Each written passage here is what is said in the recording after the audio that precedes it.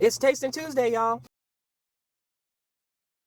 Welcome back to another Tasting Tuesday. I'm Chef Sun, and today I'll be trying the McDonald's McCrispy Bacon Cajun Ranch Deluxe. Here it is, and I'll get you a better shot in 1 second.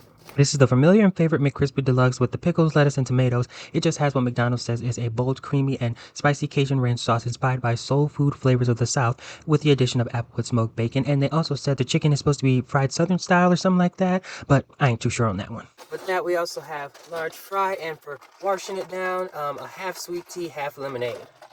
Let's get into the taste test. All right, let's try it. 1, 2, 3. I can't taste the sauce. Let me just go in there and get a little some on a leaf. Oh, that's got a kick, punch, boom, pow to it. A little spice.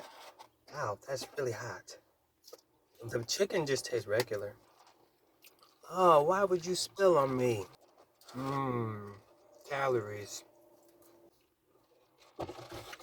One thing I notice is that when people always, one thing I notice is when people always do their taste test, why do they always take such huge bites like the food is going to run away? We can take small little nibbles. I don't know, maybe that's an American thing.